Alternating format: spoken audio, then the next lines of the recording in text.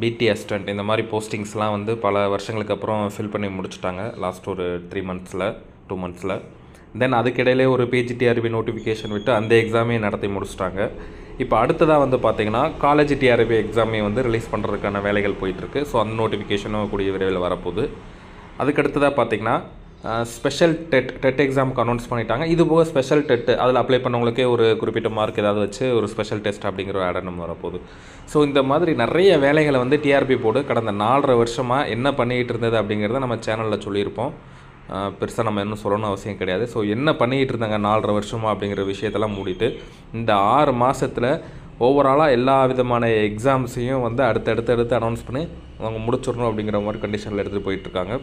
So அதனால் இந்த TRP college TRP exam அப்படிங்கிறது வந்ததுன்னா அதில் 2708 போஸ்டிங் தான் ஃபில் பண்ண போகிறாங்க. பட் ஆஸ்பிரண்ட்ஸாக வந்து கிட்டத்தட்ட ஒரு 9500 எக்ஸாக்டாக சொல்லணும்னா 9500 வேகன்சிஸ் இருக்குது, இன்க்ளூடிங் யூனிவர்சிட்டிஸ். அதாவது ஒரு ஜிஓ போட்டிருப்பாங்க, யூனிவர்சிட்டிஸ்க்கும் நாங்கள் டிஆர்பி போர்டிலேருந்து அப்பாயின்ட் பண்ண போகிறோம் அப்படின்னு. ஸோ யூனிவர்சிட்டிஸும் சேர்த்து நம்ம அப்பாயின்மெண்ட்ஸ் பண்ணோம்னா கிட்டத்தட்ட ஒரு 9500 அசிஸ்டன்ட் ப்ரொஃபஸர் வேகன்சிஸ் வந்து தமிழ்நாட்டில் இருக்குது. அதுதான் உண்மை. ஆல்ரெடி வந்து 7300 பேர், அதுக்கப்புறம் ஒரு 574 பேர், இப்போ ஒரு 800 பேர், இவங்களே ஒரு 8500 பேர்த்துக்கு மேலே வந்து இப்போதைக்கு கெஸ்ட் லெக்சர்ஸாக கவர்மெண்ட்லேருந்தே அப்பாயின்ட் பண்ணியிருக்காங்க. இது போக பிடிஏ அப்படின்னு ஒரு ஸ்கேலில் ஒர்க் பண்ணிகிட்ருக்காங்க கவர்மெண்ட் காலேஜில் கெஸ்ட் லெக்சர்ஸில். அது போக யூனிவர்சிட்டிஸில் இருக்காங்க. ஸோ 10,000 வேகன்சி கம்பல்சரி இருக்கும். அதனால் கவர்மெண்ட் வந்து என்ன பண்ணணும்னா இந்த 1146 பேர் பழைய ஜியோ பிரகாரம் அவங்கள ரெகுலேஷன் பண்ணாலுமே இந்த எக்ஸாம் மூலமாக குறைஞ்சபட்சம் ஒரு 5000லேருந்து 6000 பேர்த்தை வந்து இவங்க அப்பாயிண்ட் பண்ணியே ஆகணும். இதுதான் வந்து கரெக்டான ஒரு சமூக நீதியாக இருக்கும். படித்தவர்களுக்கான வேலை வாய்ப்பு இத்தனை வருடங்கள், அதாவது இங்கே வந்து இப்போ 2015 லாஸ்ட் அப்பாயின்மெண்ட்னு சொல்லுவாங்க. பட் அது 2012 அப்ளை பண்ண அப்ளிகேஷனோட லாஸ்ட் அப்பாயின்மெண்ட். ஏன்னா நாங்கள் முடிக்கும் போது 2014 13 ஆயிடுச்சு. ஸோ அந்த காலகட்டத்தில் அந்த அப்ளிகேஷனை க்ளோஸ் பண்ணிட்டாங்க. அதனால் அப்போயே நாங்கள் குவாலிஃபைட் ஆகும்போது எலிஜிபிள் இல்லை அப்படிங்கிற மாதிரி கண்டிஷன்ஸில் கொண்டு போயிட்டாங்க. அதனால் அது கடைசியாக வாய்ப்பு கொடுத்தது 2012. வருஷம் இவங்க அப்ளிகேஷன் 2019 ஒரு தடவை அப்ளை பண்ண வச்சது, 21 24.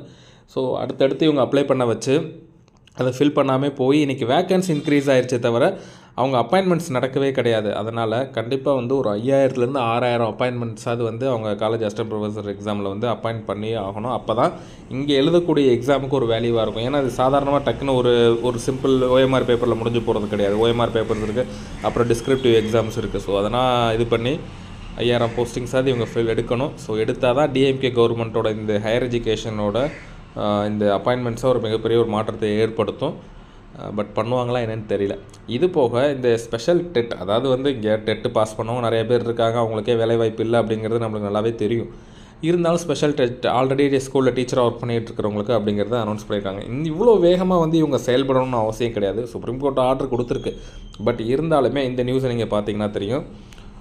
மூத்த ஆசிரியர்களுக்கு ஆசிரியர் தகுதி தேர்விலிருந்து விலக்கம் அளிக்கும் சட்ட திருத்தத்தை கொண்டு வர பரிசீலித்து வருவதாகவும் மூத்த ஆசிரியர்கள் அச்சமடைய தேவையில்லை எனவும் மத்திய கல்வி அமைச்சர் தர்மேந்திர பிரதான் அவர்கள் தெரிவித்துள்ளார். ஸோ இந்த விஷயம் என்ன சொல்கிறாருன்னா, அவசரப்படாதீங்க, ஜட்ஜ்மெண்ட் வந்திருக்கு சுப்ரீம் கோர்ட்டில், நம்ம வந்து அதுக்கு ஃபேவராக வந்து தேவையில்லை, இனிமேட்டு வரவங்களுக்கு அதை வைக்கலாம் இல்லை, ஏதாவது ஒரு சட்ட வடிவமைத்தை நம்ம கொண்டு வருவோம் அப்படின்னு மத்திய அரசு வந்து இதை எடுத்துகிட்டு போயிட்டுருக்காங்க.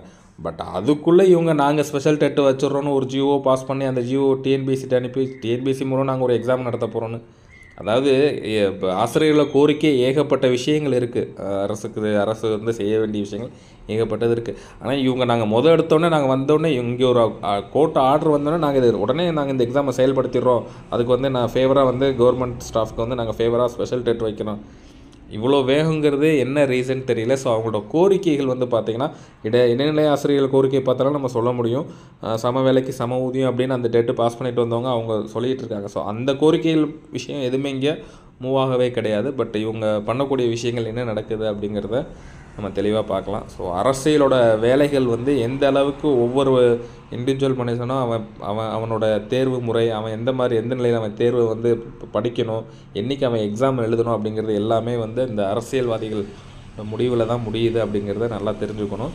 ஸோ இனி இந்த காலேஜ் டிஆர்பிக்கான கால நேரம்லாம் எப்படி கிடைக்கும்னு சொல்ல முடியாது. ஏன்னா அரசியல் எந்த அளவுக்கு வேணாலும் பாயும். அதனால் இருக்கிற காலகட்டத்தை வந்து தயவு செஞ்சு ப்ரிப்பேர் பண்ணி வச்சுக்கோங்க. இந்த கோர்ட் இந்த நோட்டிஃபிகேஷன் வந்தாலும் மேபி போகிறதுக்கு வாய்ப்புகள் இருக்குது. இதுவும் வந்து ஸ்டே வாங்குறதுக்கான வாய்ப்புகள் அதிகப்படியாகவே இருக்குது. அதனால் என்ன நடக்கும்னு தெரியல. இவங்க சரியான கொள்கை முறைப்படி இதை பண்ணுவாங்களா, எப்படி போகும் அப்படிங்கிறது தெரியல. பட் இருந்தாலும் ப்ரிப்பேர் பண்ணுறவங்க விடாமல் ப்ரிப்பேர் பண்ணிகிட்ருக்குங்க. இந்த மாதிரி 5 வருஷத்துக்கு இனிமேட்டு வந்து இந்த எக்ஸாம் அப்படி ப்ரிப்பேர் பண்ணுறதா இருந்தால் தயவு செஞ்சு 2024 25 எலெக்ஷன் வருதுன்னா இதோட 2029 8க்கு போயிருங்க. அதுக்கு இடைப்பட்ட காலங்களில் வந்து மற்ற வேலைகளை செஞ்சால் தான் நல்லாயிருக்கும். ஏன்னா இந்த காலமெல்லாம் ப்ரிப்பேர் பண்ணிகிட்டு இருந்துட்டு அவங்க எலெக்ஷன் வரும்போது எக்ஸாம் அனௌன்ஸ் பண்ணுறங்கிறது நம்ம எல்லாத்துக்கும் தெரிஞ்ச விஷயம் ஆயிடுச்சு நல்லாவே. ஸோ அதனால் ப்ரிப்பேர் பண்ண வேண்டிய காலங்களை வந்து நீங்கள் அந்த எலெக்ஷனை வரும்போது ப்ரிப்பேர் பண்ணிக்கலாம். மற்ற காலங்களில் வெளிநாடுகளோ அல்லது மற்ற தொழில்களிலோ போய் ஈடுபடலாம் அப்படிங்கிறது என்னோடய கருத்து. உங்களோட கருத்து என்னங்கிறத நீங்கள் பதிவு பண்ணலாம். நன்றி.